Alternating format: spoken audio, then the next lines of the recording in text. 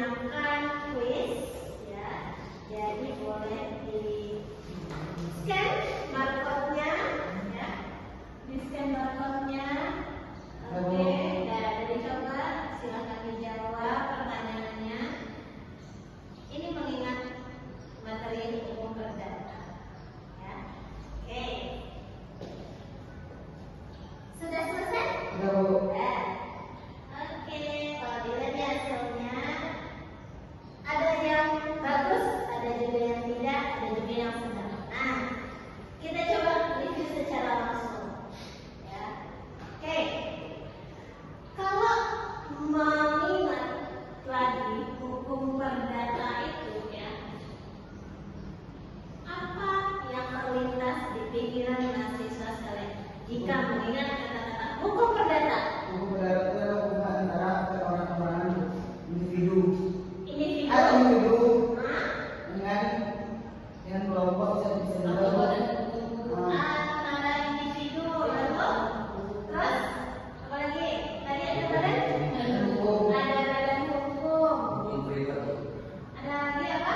Hukum privat. Hukum privat. Boleh. Ada lagi? Ega ada lagi? Perjanjian belum tepat. BW boleh tapi belum tepat ya. Kita mengingatnya hukum perdata dulu ya.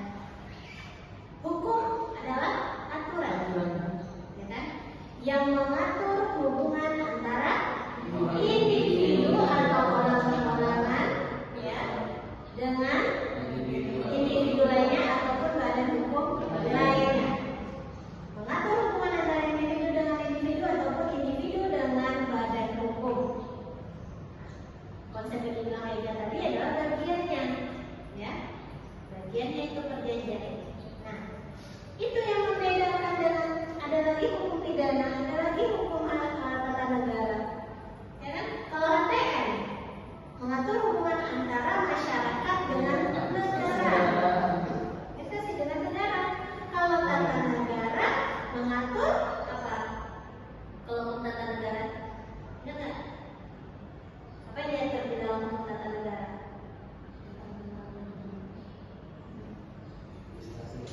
Administrasi, apa? Tentang bagaimana negara kita itu bisa berjalan dengan baik, aturan-aturan yang dibuat oleh negara, atur-atur bagaimana cara pembuatan peraturan-peraturan, ya. Nah itu yang berhubungan dengan HTN-nya. Nah sekarang kita fokusnya ke perdatanya, individu dengan individu lain ataupun individu dengan badan hukum. Nah di dalam hukum perdata ini ya, kita itu juga mengenal adanya hak dan kewajiban. Ada hak kita sebagai individu, ada kewajiban kita juga sebagai individu.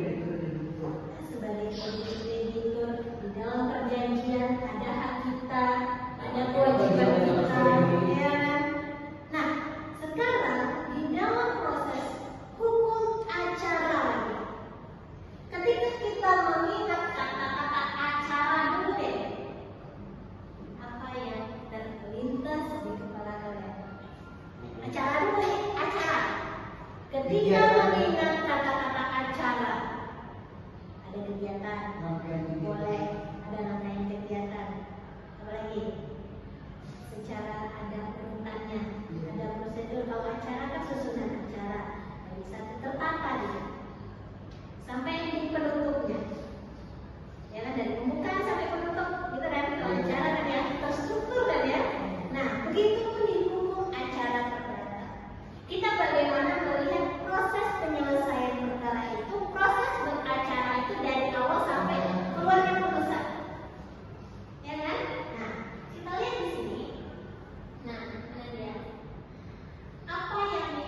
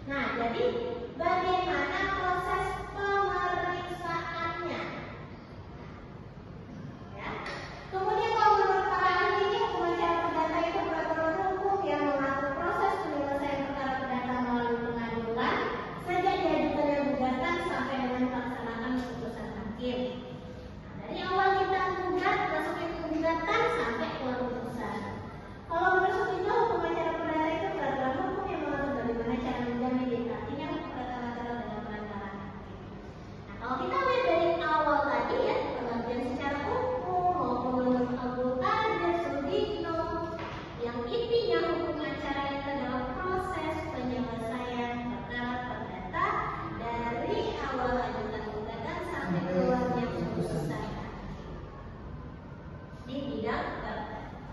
Ya. Oke, lanjut. Nah, apa sih fungsinya dari hukum acara perdata itu? Ya, fungsinya untuk melaksanakan dan mempertahankan atau menegakkan hukum perdata, kemudian melalui perantara kekuasaan negara. Ya, untuk menegakkan, ya, menegakkan aturan yang sudah ada tadi, kemudian kita dilakukan